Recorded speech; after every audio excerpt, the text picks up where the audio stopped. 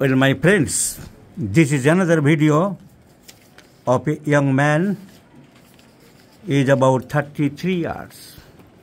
33 বছর বয়স্ক একজন জেন্টলম্যান। কি কাজ করো তুমি?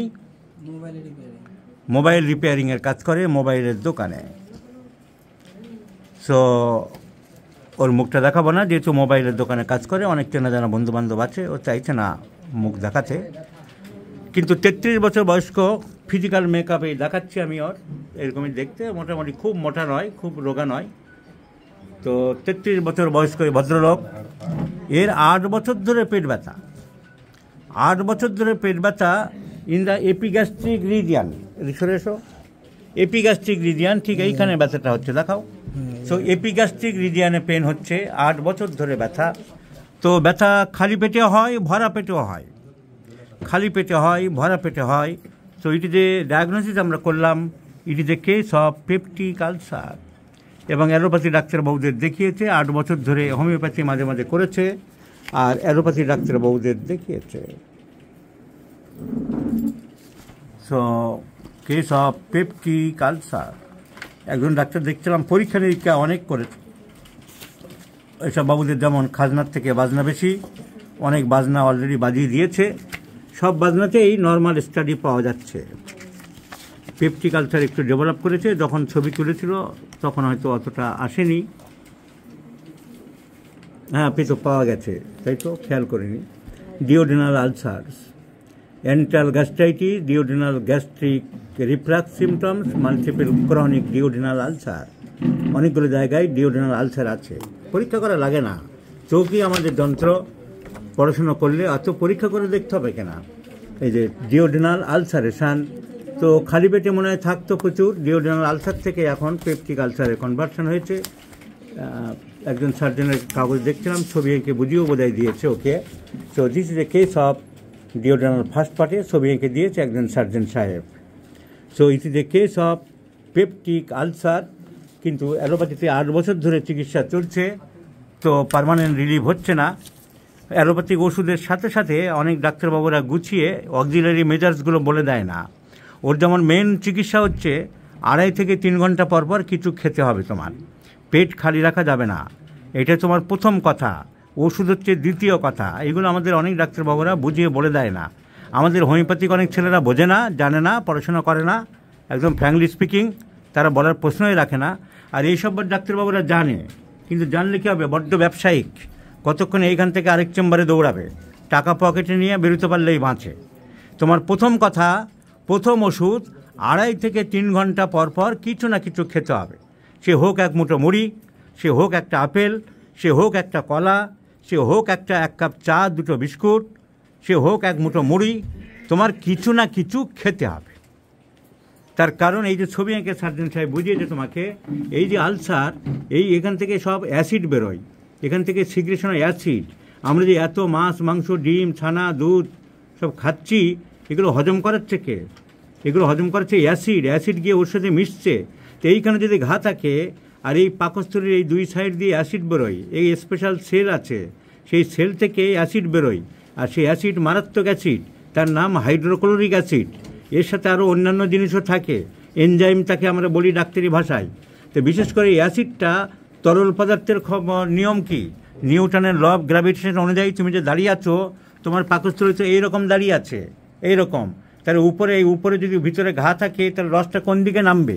নিচের দিকে অ্যাসিডটা নামবে, এই অ্যাসিড এসে ঘায়ের মধ্যে পড়বে। তো ঘায়ের মধ্যে পড়লে কী হবে, ঘা আরও বাড়বে। তাই ঘা যখন খালি হলেই অ্যাসিডটা বেশি বেরোবে। তাই পাকস্থলীকে শান্ত রাখতে হবে, এই বাঘকে শান্ত রাখতে হবে, যাতে অ্যাসিডটা না পড়ে এর মধ্যে। তাই অ্যাসিড গলগল করে এসে ঘায়ের মধ্যে পড়ার আগেই অ্যাসিডটা যেন খাবারে মিশে যায়। খাবারে মিশে গেলে এর উপরে ডাইরেক্ট আক্রমণ করতে পারবে না, তখন আক্রমণ করছে। খাবার মেশানো খাবারটা আসছে এখান দিয়ে, কিন্তু তত বেশি আর অত স্ট্রং থাকছে না।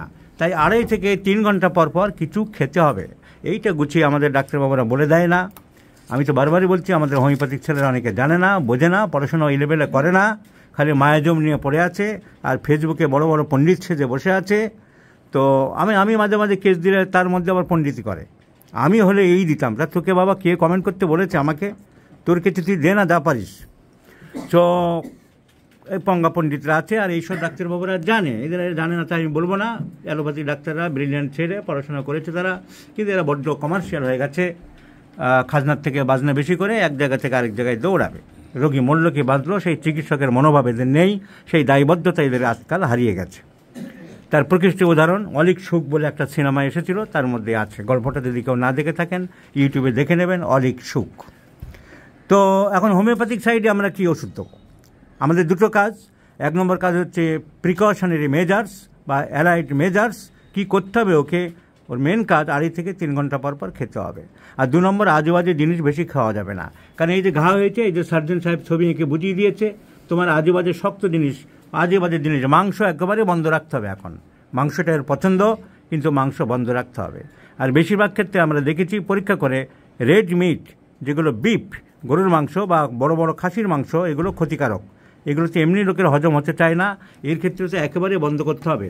মাংস তোমাকে বন্ধ করতে হবে, তোমাকে বেশি খেতে হবে ভেজিটেবলস, তরকারি বেশি খেতে হবে, ফল বেশি খেতে হবে, আর ছোট ছোট মাছ খেতে পারো, আর দুধ খেতে পারো। এই রোগে দুধ চলে, কারণ দুধ হচ্ছে অ্যাসিডকে নিউট্রাল করে। তো দুধ পছন্দ না তোমার খুব একটা, কিন্তু দুধ তুমি খেতে পারো।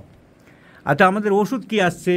আমরা সিমটোমেটোলজি পেলাম যে 8 বছর ধরে ব্যথা চলছে, এছাড়া ওর বিশেষ কিছু আর কষ্ট নেই, পরে আর কিচ্ছু নেই। So it is a one sided complain according to organon medicine, according to Hahnemann, it is a one sided disease, কারণ একটা মাত্র সিমটম, আর কোনো সিমটম নেই। আমরা ওয়ান সাইডেড ডিজিজ বারবার করে পড়েছি, ওয়ান সাইডেড ডিজিজ হরিক in origin, a few symptoms are present.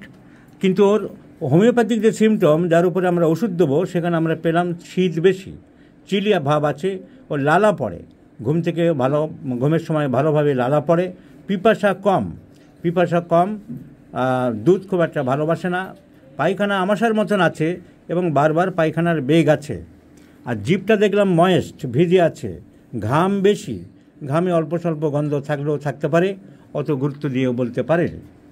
তাহলে আমাদের মেডিসিন আমাদের অনেক ডাক্তাররা এখানে বলেছে, এবং যে সঠিক উত্তর দিয়েছে বলে আমি খুশি, তার কারণ আসল হোমিওপ্যাথিক চিকিৎসা অনেকে শিখতে পারছে। একটাই ওষুধ আসছে, এর আর অন্য ওষুধ আসার জায়গা নেই। Mercurius is the choice of medicine. তার কারণ ঘাম বেশি, তার কারণ মুখ দিয়ে লালা পড়ছে, তার কারণ বারবার পায়খানার বেগ এবং আমাশার মতন পায়খানা আছে, তার কারণ বারবার প্রস্রাবের বেগ।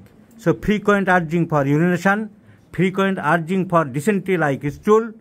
চিলি পেশেন্ট, মার্কুরিয়াসে শীতও থাকে, ক্রিপিং চিলিনেস বলাই আছে বইয়ে, শীত ভাব থাকে। সো চিলি পেশেন্ট এবং ডিজায়ার ফর মিট, মাংস ভালোবাসি, আমি রেপার্টরি দেখে নিলাম, desire for pit Mercurius also cover করে। So irritable temperament, Mercurius also irritable patient, Mercurius hepar sulphur is so very irritable. So irritable patient, tongue moist, profuse perspiration,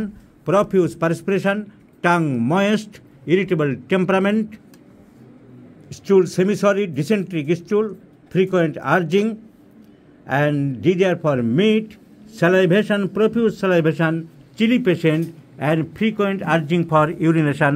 All symptoms go in favor of Mercurius. আর একটা মার্কুরিয়াসের symptom কে বলতে পারে? আর একটা Mercurius ভাবার আর একটা কারণ, অর্গানন ফিলোসফির দিক থেকে বলতে গেলে আরেকটা কারণ কি বলে দেয়? It is a destructive process চলছে, 8 বছর ধরে একটা আলসার চলছে। So Mercurius it is a syphilitic manifestation. The patient is having syphilis in the background, that means syphilitic miasm in the background, so predominance of syphilis miasm. So Mercurius is also a king of anti-syphilitic medicines. So our prescription is no doubt Mercurius, and it is better to give in 50 millisiemens scale of potency, because there is a lesion, there is a destruction, there is a pathological disorder, and in this case mildest in reaction 50 millisiemens scale of potency. So I prefer to prescribe Mercurius 0/1, 0/2, 0/3 and 0/4 once daily morning. 3 মাসের ওষুধ দিয়ে দিলাম, তুমি 3-4 মাসের মধ্যেই সুস্থ হয়ে যাবে। তোমার 8 বছরের রোগ, একবারের ওষুধে সুস্থ না হলে ডাক্তার ছেড়ে দেবো। This much assurance I am giving you. ও মুখ দেখাতে চাইল না, কেন চাইল না বুঝলাম না। মুখ দেখালে তো সে হিরো হয়ে যায়, তো ছেলেটা হিরো হতে চাইল না, ভিলেন হয়ে থাক, আমাদের আপত্তি নেই। আমরা ওর রেজাল্ট ভালো হলে দেবে, গোপন কিছুই রোগ তো না, ওর না দেখানোর কী কারণ ছিল। যাই হোক, Mercurius is the choice of medicine.